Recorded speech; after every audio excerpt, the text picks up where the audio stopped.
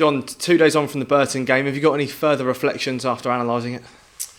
Yeah, I mean, we always have a couple of things that we take away from the post-match analysis. It's difficult to see everything from the touchlines, but my overall feeling of the game was pretty accurate after I watched it back. I thought we controlled the first half without really creating too many chances, and when we did get a chance, we obviously put it away, and that changed the game in the second half. It really opened things up. The biggest thing I was disappointed with, like I said after the game, first 50 minutes of the second half we weren't good enough. We nearly got punished, and then we got hold of the game. We started playing again, we created a few chances and obviously got the goal. So I think everything taken into consideration, the context of being beaten at the weekend 4-0, the disappointment of losing the unbeaten streak and then going away to a tough place, we were really pleased with the result. What positive elements of the performance we take into the Northampton game on Saturday? I thought there were some excellent individual performances, but the most important thing was the collective. So the team sheet, I thought it was a proper collective team sheet in terms of the way that we defended from the front and the way that we pressed Burton, the way they competed, and then the way we defended our box. Some of the sort of final third play from what we were doing in our defensive third was excellent. We did really well there, so real positives from that, and also some really sort of bright sparks I thought in the side, and some of the young players really coming to the fore, and that's just it's brilliant to see. And then finally, I think to top it all off with Marlon returning and looking like he's never missed a beat. I think that was really positive.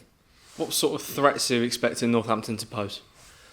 Well, I think after we lost to Blackpool at the weekend and they'd beaten Shrewsbury 4-0 as well the weekend before, everybody probably thought it was a foregone conclusion that Blackpool would get a positive result on Tuesday night. Northampton going up there and winning just shows how tough the league is, how good Northampton are.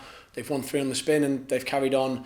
Not quite where they left off last year because they ended up running away with promotion, but certainly is a very competitive side, and they've got some really good players, a good system, well coached, and I think we can expect a very tough test. What sort of game are you expecting? Obviously, you mentioned their result on Tuesday there.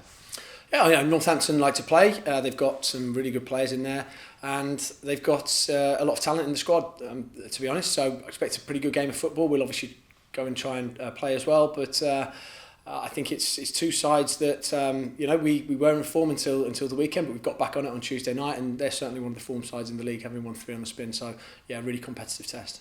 What have you been able to do out on the training pitch today? Not a huge amount, to be honest, just a recovery group. We've done a bit tactically, and we have then taken the lads that needed a bit more of a top-up and we give them a proper session. So it was one of those days, 2 days after the game, with 2 days until the game on Saturday, where we just needed to take it fairly easy. Just finally, how's Colby after his knock? Yeah, Colby's okay. He's gone for a scan today, so we'll see what the results are there. A bit better than he was the other night, where the ankle was swollen. He was in a boot and crutches. He's certainly not going to be fit anytime soon, but we don't know what the timescale is on that yet, so we have to wait and see.